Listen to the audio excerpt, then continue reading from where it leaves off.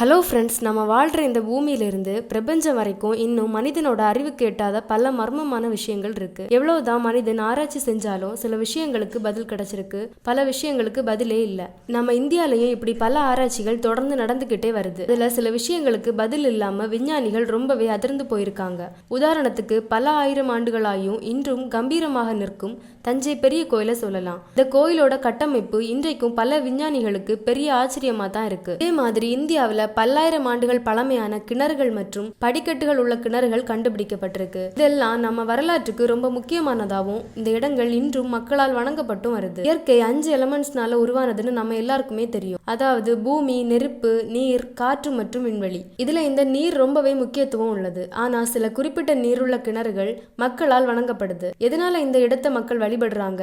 இதுக்கு பின்னாடி மறைஞ்சிருக்கும் மர்மம் என்ன? வாங்க இன்னைக்கு வீடியோல இதை பத்தி பார்க்கலாம். இந்த வீடியோ நீங்க கேள்விப்படாத பல விஷயங்களை சொல்ல போகுது. சோ கடைசி வரைக்கும் வீடியோவை பாருங்க. வீடியோக்குள்ள போறதுக்கு முன்னாடி நீங்க இன்னும் நம்ம சேனலை சப்ஸ்கிரைப் பண்ணலைன்னா சப்ஸ்கிரைப் பண்ணிக்கோங்க. அப்படியே பக்கத்துல இருக்கக்கூடிய பெல் ஐக்கானையும் கிளிக் பண்ணிக்கோங்க. அப்பதான் நாங்க போடுற வீடியோஸ் எல்லாம் உங்களுக்கு நோட்டிபிகேஷன்ல வரும்.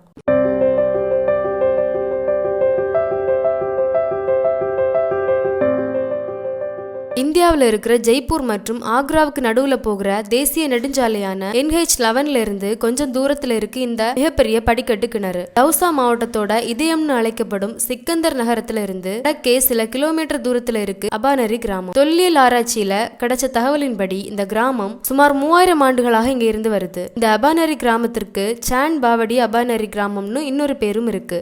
இதுக்கு அர்த்தம் என்னன்னா ஷைனிங் சிட்டி. இந்த கிராமத்தோட சிறப்பே இங்க இருக்கிற படிக்கட்டு கிணறு தான். இதுக்கு பேரு சான் போரி. 8ஆம் நூற்றாண்டுல இந்த இடத்துல வாழ்ந்த மன்னன் சந்தானால கட்டப்பட்டது. இவருக்கு அப்புறமா இந்த கிணறுக்கு சான் போரின்னு பெயர் வைக்கப்பட்டது. உலகின் மிக ஆழமான இந்த படிக்கட்டு கிணறு எல்லா பக்கத்துல இருந்தும் சுமார் 35 மீட்டர் அகலம் கொண்டது. மேலும் இந்த கிணறோட மேல் பகுதியிலிருந்து கீழே வரைக்கும் நடக்க படிக்கட்டுகள் இருக்கு. இதனால எவ்வளவு நீர்மட்டம் இருந்தாலும் இந்த படிக்கட்டுகள்ல நின்றபடி நீரை எடுக்க முடியும். இதுல மொத்தம் 13 மாடிகளும் 3500 படிக்கட்டுகளும் இருக்கு. மற்றும் இது 100 அடிக்கு மேல ஆழமானது. இதுக்கு எதிரில தான் பெற்ற ஹர்ஷத் மாதா கோவில் இருக்கு. எல்லாம் சரி, இதுல என்ன மர்மம் இருக்குன்னு யோசிப்பீங்க. 3500 படிக்கட்டுகள் கொண்ட இந்த 13 மாடி கிணறு ஒரே இரவுல கட்டப்பட்டதா இந்த கிராமத்துல ஒரு நம்பிக்கை இருக்கு. இது மனிதனால முடியாத ஒரு வேலைன்னு நம்புறாங்க உள்ளூர்வாசிகள். இதை கட்டுனது ஒரு பூதம், அதாவது அமானுஷ்ய சக்தின்னு சொல்றாங்க. அதுக்கேத்த மாதிரி எந்த பொருளும் இதுக்குள்ள விழுந்தாலும் அதை திருப்பி மீட்டெடுப்பது ரொம்பவே கடுமையான காரியம் அப்படின்னு சொல்லப்படுது. இதே மாதிரி இதுல இருக்கிற இந்த படிக்கட்டுகள் மூலம் கீழே இறங்குறதுக்கும் ஏறுவதற்கும் ஒரே படிக்கட்டுகள்ல எந்த மனிதனும் இதுவரைக்கும் பயன்படுத்தினதே இல்லை. அதாவது ஒரே படியில 2 முறை கால் வைக்க முடியாதுன்னு நம்பப்படுது. இந்த விஷயம் விவாதத்துக்குரியதா இருந்தாலும் நேர்ல கண்ட சாட்சிகள் இதை உண்மைதான்னு உறுதிப்படுத்துறாங்க.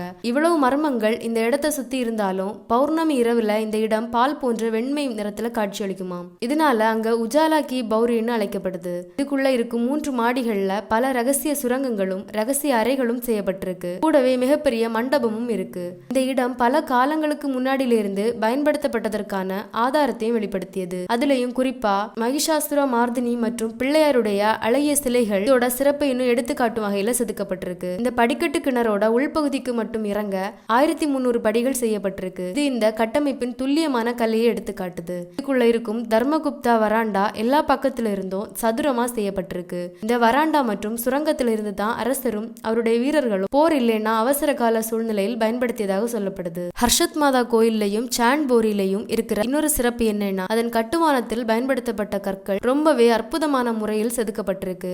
இந்து மதத்தின் அனைத்து 33 வகையான தெய்வங்களோட படங்களும் இந்த சுவர்ல செதுக்கப்பட்டிருக்கு. பேருக்கேத்த மாதிரி ஹர்ஷத் மாதா கோயில், அதாவது ஹர்ஷ், கடுமையான முதல் மகிழ்ச்சி வரை இந்த தெய்வம் வழங்குவதா நம்பப்படுகிறது. இங்க வரும் பக்தர்கள் உண்மையான மனசோட வந்து இந்த அன்னை கிட்ட வேண்டினா அவங்களோட விருப்பம் எப்போதும் நிறைவேறியும் மகிழ்ச்சியோடு இருப்பாங்கன்னு சொல்றாங்க. இதனால தான் இந்த கோயிலுக்கு ஹர்ஷத் மாதா என்கிற பெயரும் வந்திருக்கு. இந்த கோயில் சந்தா மன்னனால் கட்டப்படல மற்றும் இது 3000 ஆண்டுகளுக்கும் பழமையான ஒரு கோயில். கிழக்கை நோக்கி இருக்கும் இந்த கோயில் மகாமேரு பாணியில கட்டப்பட்டிருக்கு. இதுல ஒரு மண்டபமும் தேவ சன்னிதானமும் இருக்கு. இந்த கோயிலோட மேல் கோபுரத்துல இருக்கிற சுவர்ல பல தெய்வங்கள் மற்றும் பிராமணர்களின் சிலைகள் செதுக்கப்பட்டிருக்கு. ஆனா அது எல்லாமே இப்போது சேதம் அடைஞ்சிடுச்சு. பழங்கால இந்தியர்களின் கட்டடக்கலையை எடுத்து காட்டும் வகையில சிவ பஞ்சாயத்து ஹனுமான் கோயில் மற்றும் பல இந்து கோயில்கள் கட்டப்பட்டுள்ளன. இந்திய கலைகள் மற்றும் சிற்பங்களுக்கு இந்த இடம் அருமையான ஒரு எடுத்துக்காட்டாக சொல்லப்படுது. இந்த கோயிலோட கட்டுமானத்துல எங்கேயுமே சிமெண்ட் இல்ல சுண்ணாம்பு கற்களோ பயன்படுத்தப்படல. இந்த கோயிலுக்கு எதிராக இருக்கும் சான் போரி நோயினால இந்த கோயிலுக்கு வரக்கூடிய மக்கள் கோயிலுக்குள்ள போறதுக்கு முன்னாடி இங்க வந்து தங்களை சுத்தம் செஞ்சுக்கிட்டு தான் போவாங்களாம். எல்லா மத வழிபாட்டு தலங்கள்லயும் நுழையிற மக்கள் அவங்க உடலையும் மனதையும் சுத்தமா வச்சுக்கிறது தானே நம்ம இந்திய கல்ச்சர். இந்த கோயில்ல ஒரு காலத்துல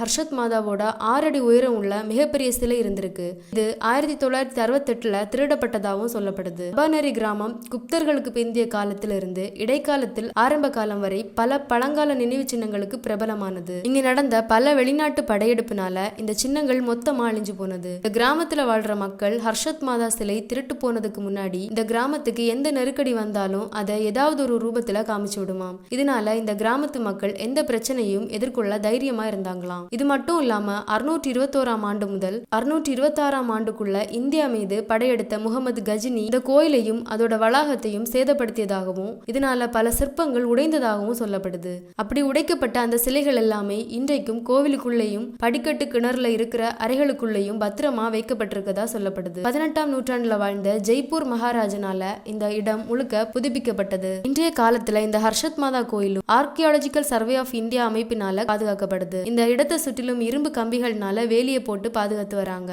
இந்த ஹர்ஷத் மாதாவோட சக்தியையும் நம்பிக்கையும் இழக்காத உள்ளூர் வாசிகள் இந்த கோவில் மற்றும் இந்த படிக்கட்டு கிணறோட முக்கியத்துவத்தை புரிஞ்சுக்கிட்டு இதை வழிபட்டு வணங்கி வராங்க. சிமெண்ட்னால செய்யப்பட்ட ஹர்ஷத் மாதாவின் சிலையை செஞ்சு அவங்க கிராமத்தையும் பாதுகாக்கிறதாகவும் நம்புறாங்க. இதை பெருமையா வெளி உலகத்துக்கும் சொல்றாங்க. இந்தியாவில இருக்கும் இந்த இடம் உலகின் மிக தனித்துவமான அற்புதமான ஆழமான படிக்கட்டு கிணறு. ஓகே ஃப்ரெண்ட்ஸ், இன்னைக்கு வீடியோ இவ்வளவுதான். இந்த சான்போரியில எதனால இவ்வளவு படிக்கட்டு வச்சு கட்டப்பட்டதுன்னு நீங்க நினைக்கிறீங்க? உங்க பதில கமெண்ட்ஸ்ல சொல்லுங்க. இந்த வீடியோ உங்களுக்கு பிடிச்சிருந்தா லைக் பண்ணுங்க, ஷேர் பண்ணுங்க. தேங்க்ஸ் ஃபார் வாட்சிங்.